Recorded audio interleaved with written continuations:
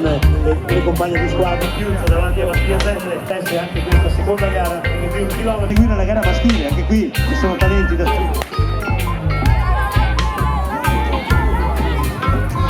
numero 28, vediamo Mattia Zenere secondo.